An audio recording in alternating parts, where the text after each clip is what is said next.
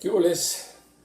Pues vamos a empezar platicando de un tema con un contexto internacional. Y es que amanecimos con la noticia en Twitter, en la cuenta personal del presidente de los Estados Unidos, Donald Trump, de que no solo lanzaba una amenaza a México, sino se quejaba. Un incidente en el cual soldados mexicanos sacaron las armas, de acuerdo al mandatario estadounidense, a elementos de la Guardia Nacional de los Estados Unidos que vigilan la zona limítrofe, aparentemente en una confusión con narcotraficantes. La amenaza de Trump al gobierno de Andrés Manuel López Obrador es que espera que no vuelva a ocurrir y advierte que ya ordenó al Pentágono militarizar la frontera con elementos del Departamento de Defensa que están armados. Primero vamos a desmoronar el mensaje de Trump en Twitter. Aun cuando tiene la prerrogativa, no tiene el poder constitucional de enviar a soldados a la frontera con México con armas. Esa sería una excepción en caso de un conflicto armado con nuestro país, el cual no existe. En segundo lugar, los elementos de la Guardia Nacional de los Estados Unidos no portan armas o no las pueden usar cuando están llevando a cabo estas actividades de apoyo a los agentes de inmigración de Estados Unidos. Recordemos que la Guardia Nacional depende de los gobernadores de los estados, aun cuando Trump, como presidente, es el comandante en jefe de las Fuerzas Armadas de la Unión Americana. Estos elementos de la Guardia Nacional están dando apoyo técnico a los agentes de la patrulla fronteriza, utilizando la nueva tecnología para ubicar los cruces de inmigrantes indocumentados. Pero ellos no pueden llevar a cabo patrullajes para detener a estas personas que entran de manera ilegal al territorio estadounidense. Esa es una de las grandes aclaraciones. La amenaza de Trump tiene un contexto político electoral.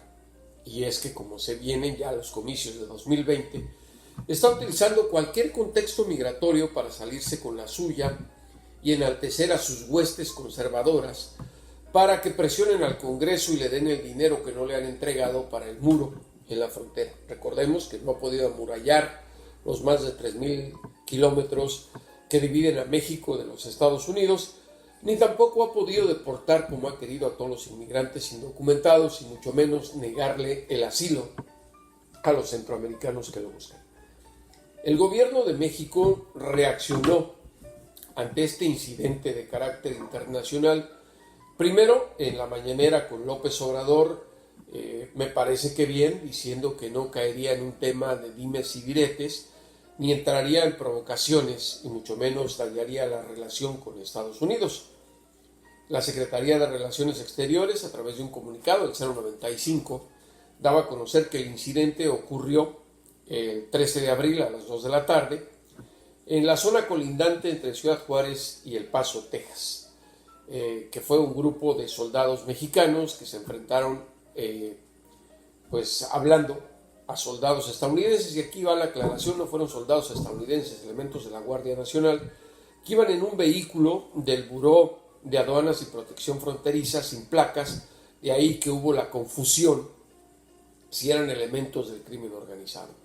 Lo que ocurre es que estos agentes de la Guardia Nacional, agentes, se encontraban en territorio estadounidense, aún del lado sur de la valla de la Unión Americana, después de la zona limítrofe donde se levantó esa muralla o cerco de acero, como quieran, se dejaron unos metros de espacio que pertenece al territorio estadounidense.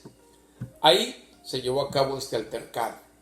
Después de aclarar las cosas que discutieron verbalmente los soldados con los elementos de la Guardia Nacional, se tomó una decisión de que se moviera al vehículo sin placas del lado norte de la valla, es decir, del lado estadounidense, y ahí se acabó.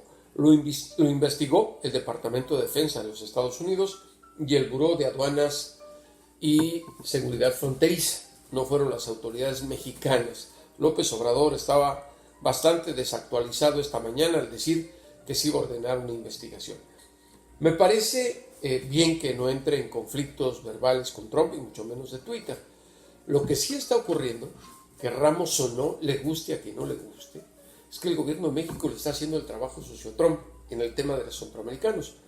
Hoy, nuevamente, el mandatario estadounidense en su cuenta personal de Twitter le exigía a México hacer más para desmantelar este peregrinaje de caravanas que viene del sur al norte y además reclamando que no están haciendo lo suficiente, advirtiendo que va a cerrar nuevas franjas fronterizas y que va a militarizar la frontera, que las vuelva a cerrar si quiere. Los efectos económicos son también para los Estados Unidos por el acuerdo comercial y también los atrasos en los cruces, tanto peatonales como vehiculares. Y ya insisto, viene el comercio. Militarizar la frontera no lo puede hacer más que con la presencia de elementos de la Guardia Nacional y algunos del Pentágono si quiere, pero no pueden llevar a cabo patrullajes como si fueran agentes migratorios. Eso hay que tenerlo muy en claro.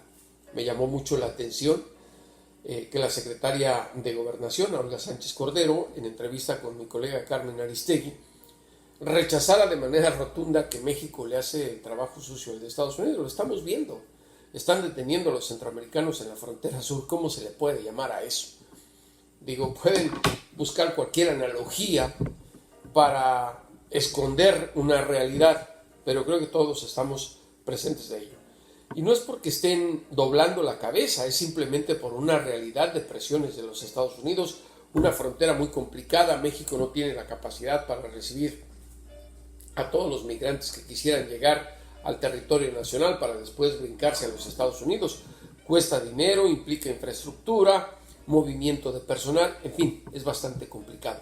Lo que me parece grave es que estén ocultando la verdad, utilizando ciertas frases o rechazando compromisos que, aunque no están firmados, en palabras están haciendo, como el del tercer país seguro. Y por último quiero comentar lo del faraónico avión presidencial que puso en venta Andrés Manuel López Obrador y que bueno, a mí siempre me pareció una ofensa para la situación económica de México, un emblema de la riqueza de muy poquitos, ofendiendo a la pobreza de muchos y muchos mexicanos. López Obrador anunció que de acuerdo a la ONU hay 14 ofertas de compra por parte de 8 países. Ojalá se venda pronto, porque la verdad es muy ofensivo si se mira sobre todo la pobreza y el atraso de muchas poblaciones en distintos estados del país.